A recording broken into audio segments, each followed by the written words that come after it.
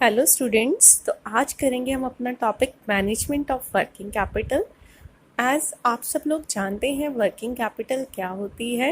Day to day requirements को पूरा करने के लिए, डे टू डे कंपनी के जो खर्चे होते हैं उसकी रिक्वायरमेंट को पूरा करने के लिए जिस पैसे की ज़रूरत होती है कंपनी को, उसे हम क्या बोलते हैं? Working capital. अब जब वर्किंग कैपिटल के कंसेप्ट की बात करते हैं तो जनरली वर्किंग कैपिटल कंसेप्ट्स को हम टू पार्ट्स में डिवाइड करते हैं। First gross working capital and second net working capital. Gross working capital हमारा क्या होता है? Total of current assets. And net working capital क्या होता है? Difference between current assets and current liabilities. अब हम बात करेंगे कि ऐसे कौन कौन से फैक्टर्स हैं जो हमारी वर्किंग कैपिटल रिक्वायरमेंट को डिटरमाइन करते हैं। सबसे पहले आता है हमारा नेचर और करेक्टर ऑफ बिजनेस, मतलब हमारे बिजनेस का नेचर कैसा है। अगर हमारी कोई मैन्युफैक्चरिंग कंसर्न है तो हमें लेस वर्किंग कैपिटल की ज़रूरत होगी। वहीं पर अगर हमारी कोई ट्रेडिंग फॉर्म है तो हमें किसकी ज़रूरत होगी? ज़्यादा वर्किंग कैपिटल की। सेकंड आता है हमारा size of business and scale of operation. Simple, greater the size of the business, larger will be the requirement of working capital, and smaller the size of the business, smaller will be the requirement of working capital. Next is production policy. अब production policy क्या है?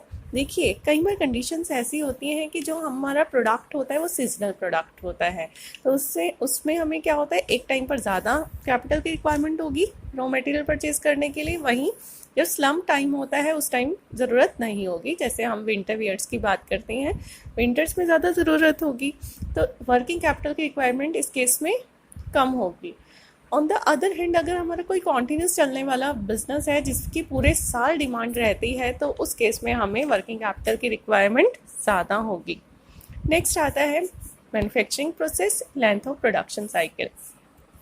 Production cycle, अगर हमारा manufacturing process बहुत long है तो हमें working capital की रिक्वायरमेंट बहुत ज़्यादा होगी। ऑन द अदर हैंड, अगर हमारा शॉर्ट प्रोडक्शन साइकिल है, फटाफट प्रोडक्शन कंप्लीट हो जाती है, तो हमें वर्किंग कैपिटल की रिक्वायरमेंट रिलेटिवली कम होगी।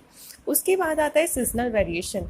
अब कुछ प्रोडक्ट्स ऐसे होते हैं जो कि सीजनल अवेलेबल होते हैं, तो अगर हमारा कोई ऐसा प्रोडक्ट है, मान लो जैसे कि हम मैंगो से रिलेटेड कुछ प्रोडक्ट बना रहे हैं, मैंगो से रिलेटेड जूसेस बना रहे हैं, मैंगोज आते समर में है, तो हम क्या करेंगे, बल्क में मैंगो समर में परचेज करके रख लेंगे। तो एक टाइम पर रिक्वायरमेंट हुई ना हमें रॉ मटेरियल की, तो यहाँ पर क्या है, एक टाइम पर जब हम स्टॉक करके रखेंगे रॉ मटेरियल का, वर्किंग कैपिटल की रिक्वायरमेंट कम होगी बाकी टाइम्स में।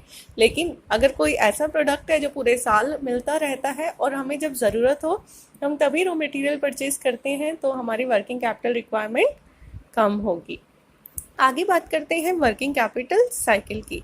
वर्किंग कैपिटल साइकिल हमारी कहाँ स्टार्ट होती है?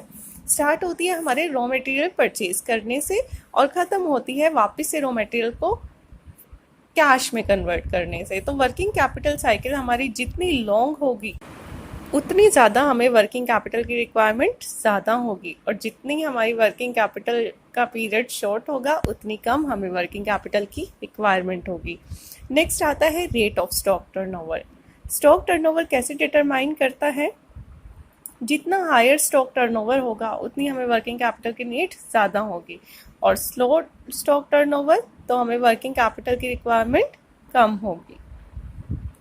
आगे आता है क्रेडिट पॉलिसी। क्रेडिट पॉलिसी मैंने बताया हुआ है आपको, दो तरह की क्रेडिट पॉलिसी होती है, एक liberal, stringent, second one stringent. Stringent मतलब टाइट। लिबरल के अंदर हम खुली छूट देते हैं अपने डेटर्स को कि वो जब चाहें अपनी पेमेंट कर दें, तो ऐसे में हमें वर्किंग कैपिटल की नीड ज़्यादा होगी। वहीं पर अगर हमारी स्ट्रिंजेंट क्रेडिट पॉलिसी है, वो टाइट रूल रेगुलेशन है, तो हमें टाइमली इनफ्लोस आते जाएंगे कैश के, वहाँ हमें वर्किंग कैपिटल की रिक्वायरमेंट कम होगी। आगे आप बात करते हैं बिजनेस साइकिल की। बिजनेस साइकिल हम कैसे बताते हैं? Boom, recession, depression, recovery. Boom के टाइम पर हमें हमारी प्रोडक्शन बहुत स्पीडली चल रही होगी तो वर्किंग कैपिटल की रिक्वायरमेंट ज़्यादा होगी। वहीं डिप्रेशन की बात करें तो मार्केट में डिमांड ही नहीं है, प्रोडक्शन ही नहीं है, तो वर्किंग कैपिटल की रिक्वायरमेंट भी कम होगी। नेक्स्ट आता है rate of growth of business. देखिए, अगर बिजनेस पहले से चला आ रहा है तो हम लास्ट प्रॉफिट्स का यूज़ कर सकते हैं अपनी वर्किंग कैपिटल रिक्वायरमेंट को पूरा करने के लिए। वहीं पर एक न्यूली एस्टेब्लिश्ड और ग्रोइंग बिजनेस है, तो उस केस में हमारे पास कुछ पास्ट अर्निंग तो होंगी नहीं। उस केस में हमें फंड्स की ज़रूरत होगी अपनी वर्किंग कैपिटल की रिक्वायरमेंट को पूरा करने के लिए, और वहाँ पर नीड भी वर्किंग कैपिटल की ज़्यादा होगी। उसके बाद आता है earning capacity and dividend policy. अगर कंपनी एक रेगुलर डिविडेंड पॉलिसी फॉलो करके चलती है कि डिविडेंड पे करना ही करना है, तो उस केस में वर्किंग कैपिटल की नीड ज़्यादा होगी, ऑन द अदर हैंड कम होगी।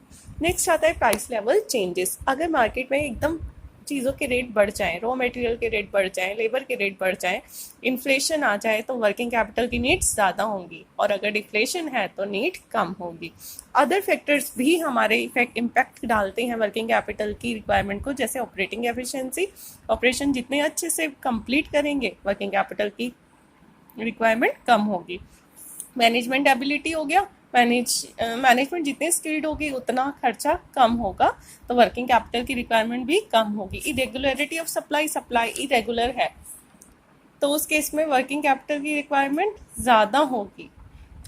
और ऐसे ही हमारे कुछ और फैक्टर्स होते हैं जो हमारी वर्किंग कैपिटल की रिक्वायरमेंट को इन्फ्लुएंस करते हैं। तो ये था हमारा फैक्टर्स ऑफ वर्किंग कैपिटल। और वर्किंग कैपिटल के टॉपिक जानने के लिए जुड़े रहिए हमारे